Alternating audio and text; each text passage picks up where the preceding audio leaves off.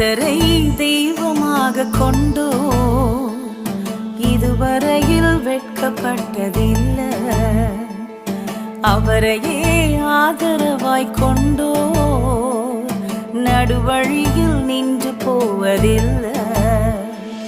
வேண்டும் போதெல்லாம் என் பதிலானாரே, வாழ்க்கை முழுவதும் என் துணையான